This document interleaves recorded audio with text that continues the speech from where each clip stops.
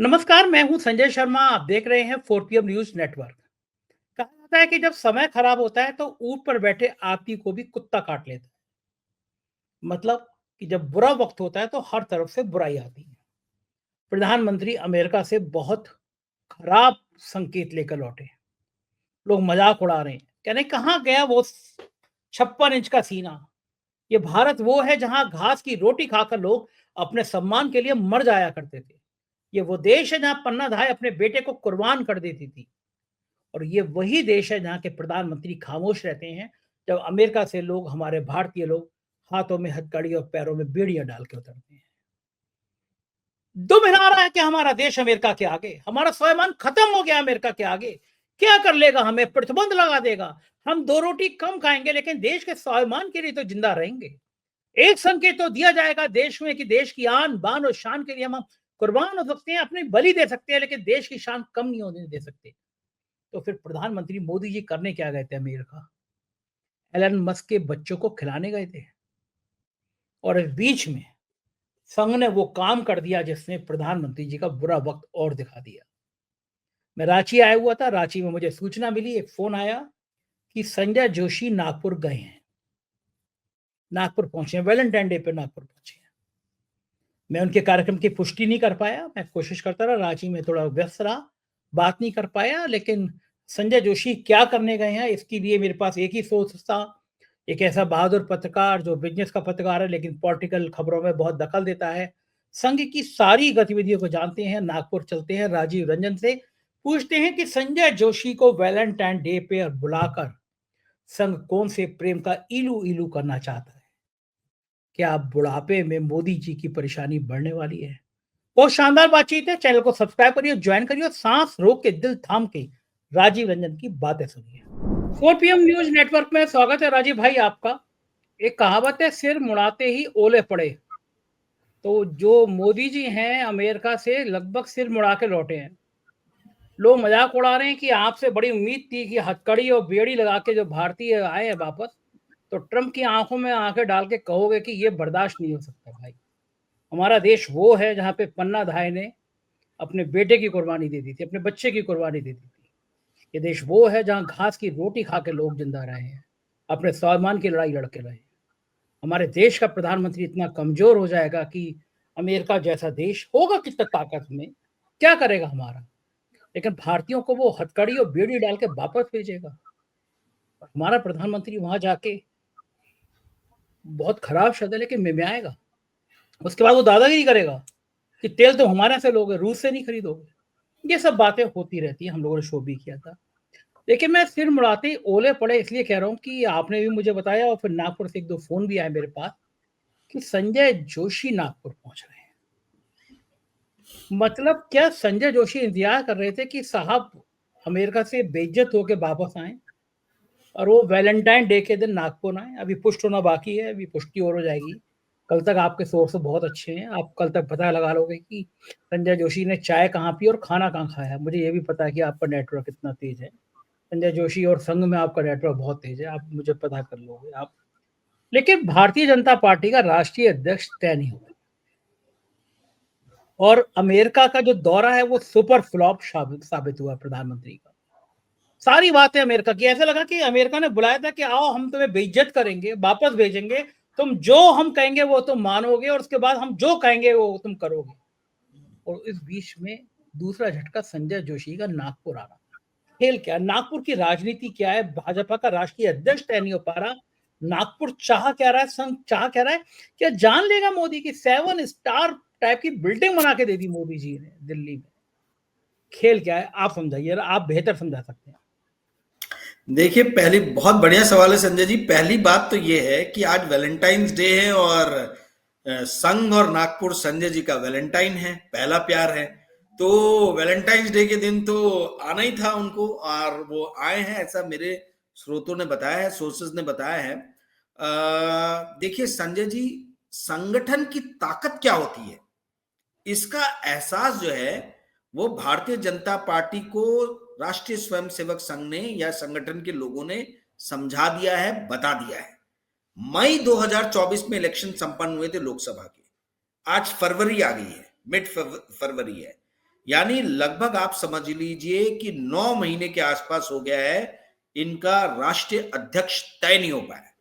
और ये राष्ट्रीय अध्यक्ष इसलिए तय नहीं हो पाया क्योंकि आरएसएस का बहुत ही ज्यादा प्रेशर है नरेंद्र मोदी और बाकी भाजपा के जो लीडर्स हैं, जो मोदी खेमे के हैं, कि भाई आप संजय जोशी को भारतीय जनता पार्टी का नेक्स्ट प्रेसिडेंट बनाइए।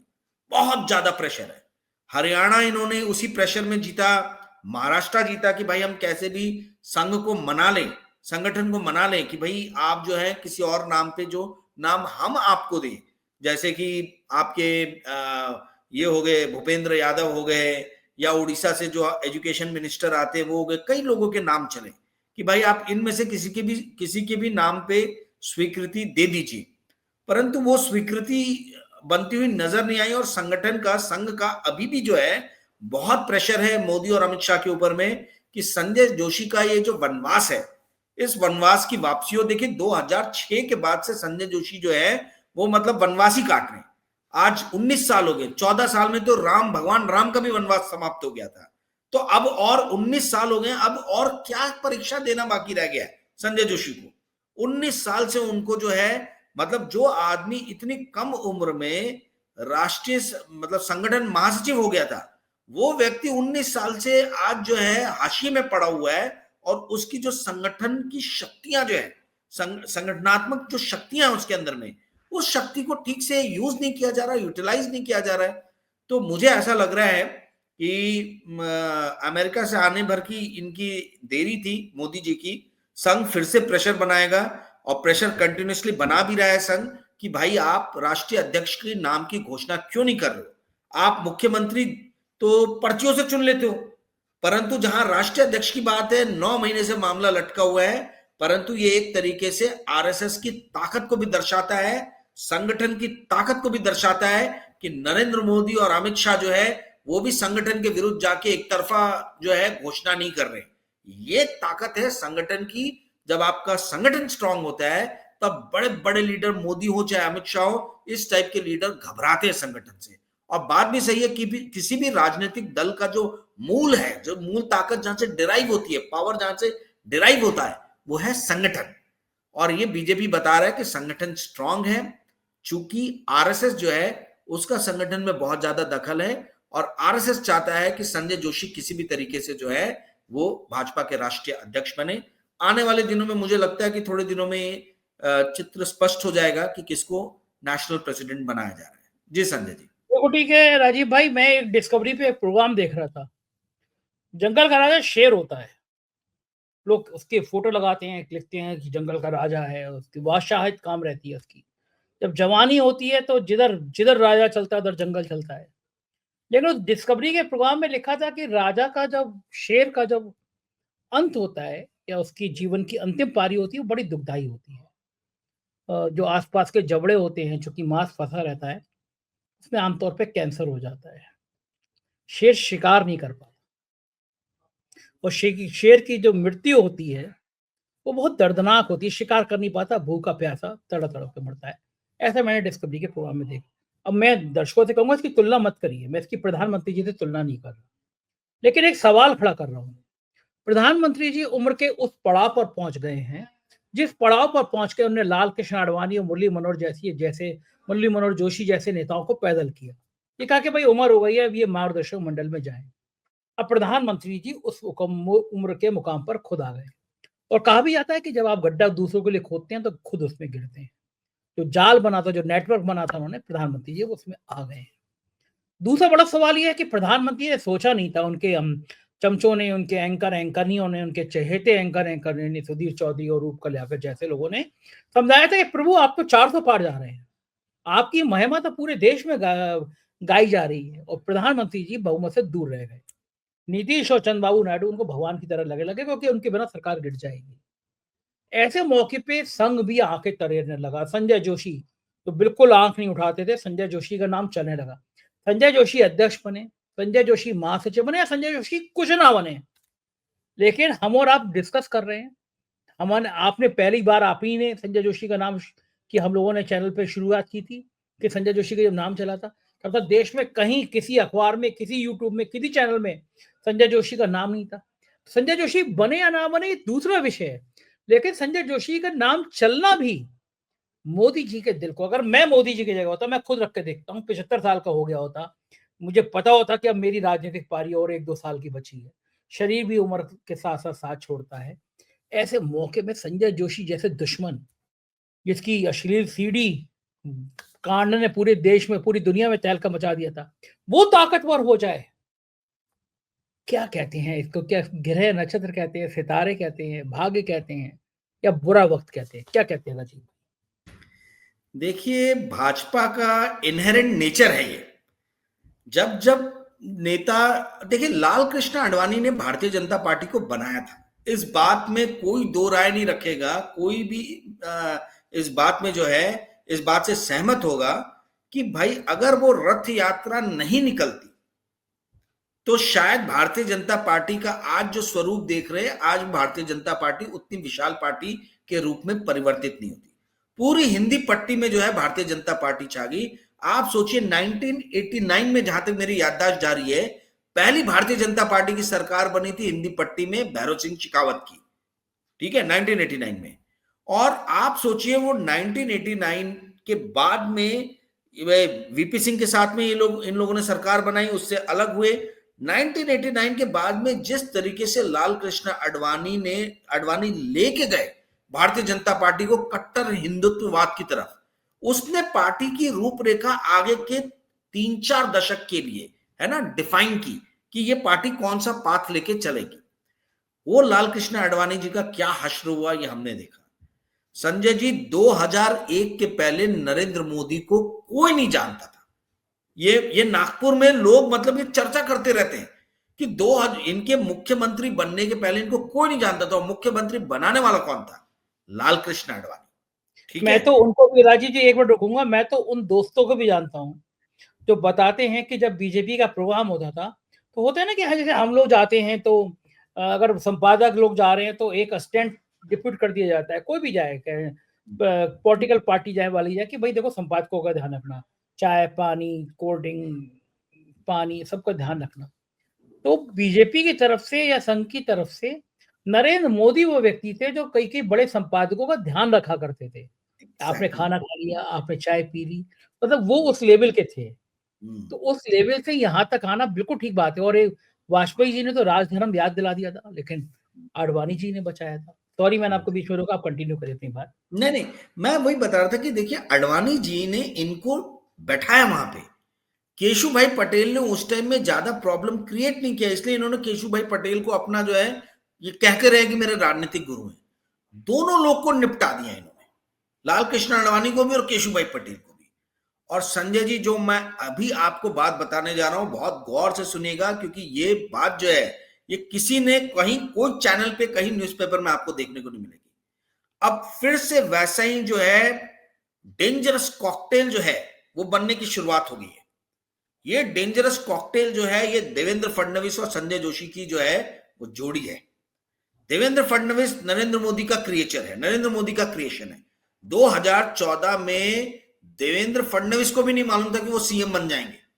वो तो गोपीनाथ मुंडे जी की यदि 3-4 महीने पहले मृत्यु नहीं हो जाती महाराष्ट्र इलेक्शन के पहले, तो देवेंद्र फडणवीस सीएम कैंडिडेट नहीं थे। ठीक है, नितिन गडकरी को भी उस टाइम में संघ ने समझाया कि भाई अपना ही दूसरा लड़का बन रहा है, अब बनने दो। तो गडकरी साहब का ये उदार दिल था, बड़े मतलब वो उनके बहुत अच्छे संबंध रहे फडणवीस जी के पिताजी के साथ में, और इनको अपना शिष्य ही उन्होंने माना, तो इन्होंने बनने दिया।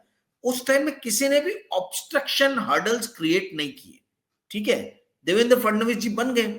और आज देवेंद्र फडणवीस जी इतने सशक्त स्थिति में हैं कि उनके 4 पीए हुआ करते थे 2014 में, आज चारों के चारों एमएलए हैं।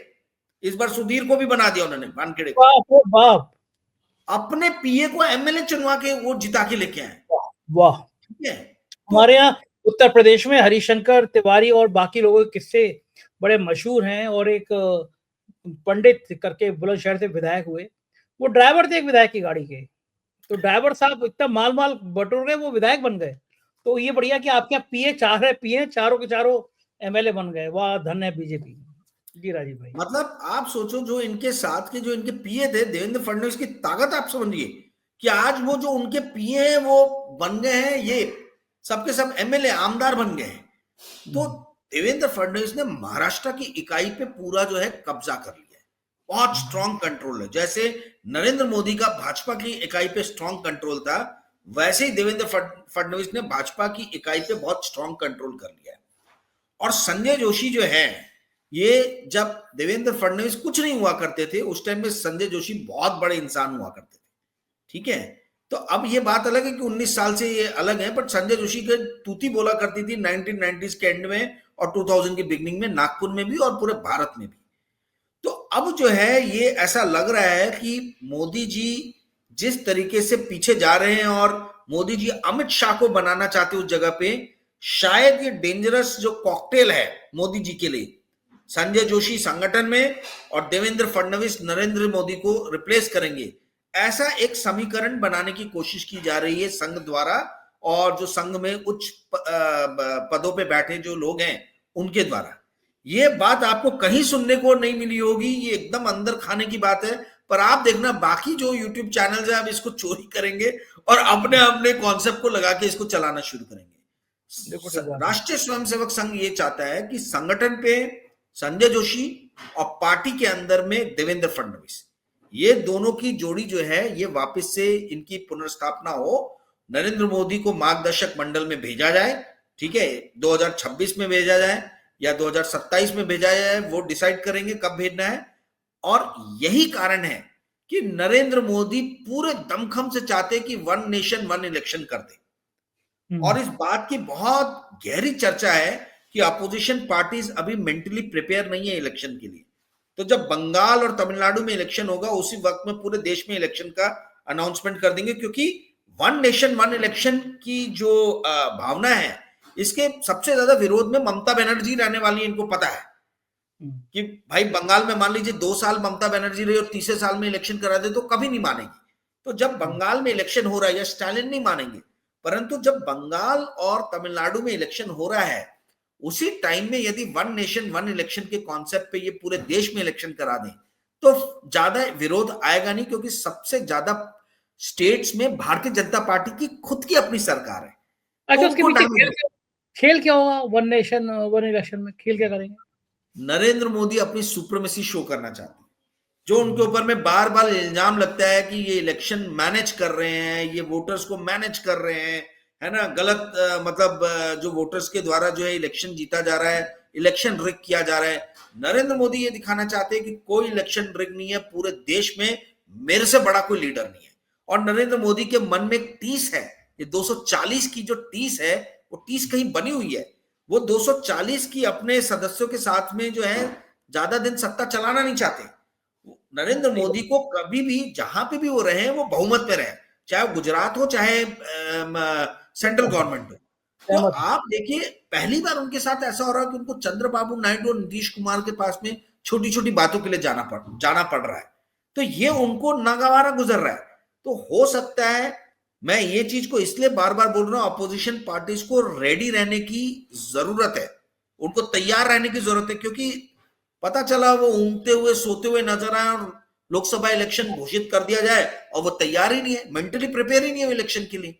तो ये जो चीज है, इस चीज के लिए अपोजिशन पार्टीज को रेडी रहना पड़ेगा कि कभी भी कुछ भी हो सकता है।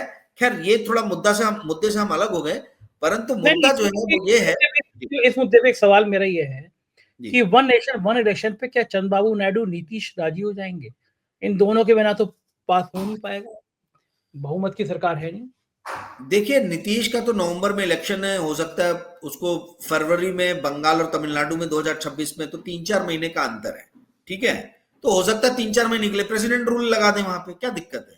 चंद्रबाबू नायडू को परेशानी हो सकती है, उनको कुछ लॉलीपॉप दिया जाए, आई डोंट नो, मतलब उनको हो सकता है समझाया जाए, बताया जाए, कुछ किया जा सकता है उनके लिए।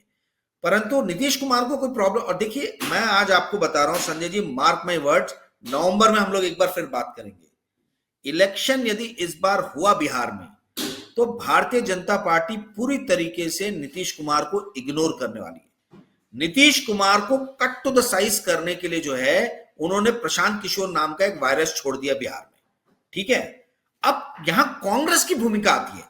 कांग्रेस क्यों, मतलब कांग्रेस को तैयार रहने की और झपट्टा मारने की जरूरत है। जैसे बांस झपट्टा मारता है उस तरीके से कांग्रेस को झपट्टा मारने की जरूरत है। ये जो 16% नीतीश जी जो अपना वोट लेके घूमते हैं, ये 16% जो है ये वोट कांग्रेस का ओरिजिनल वोटर है, ये कांग्रेस के ओरिजिनल वोटर्स हैं।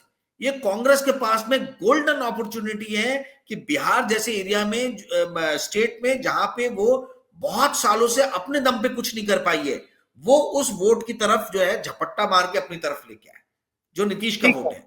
ये बिल्कुल ठीक। स्ट्रैटेजी की बात है। अब इनके हार्वर्ड, ऑक्सफोर्ड, कैम्ब्रिज वाले लोग हैं, मुझे नहीं मालूम ये कैसे स्ट्रैटेजी बनाते हैं, क्या बनाते हैं। तो राहुल गांधी के करीब कोई पहुंच ही नहीं सकता। यहाँ पे 4-4, 5-5 बार के टर्म्स के आमदार और खासदार बोलते हैं फोन करके कि राजीव भाई उनके तक पहुंचना नामुमकिन है। तो ये मैं अभी जो है मैं मैं स्ट्रैटेजी जो है। जी मैं राजीव भाई रांची आया हूँ आज। जी। अच्छा। रांची में मुझे एक प्रोफ़ेसर मिले और बहुत बहुत पॉलिटिकली एक्टिविस्ट हैं, बड़ी अच्छी विचारधारा है।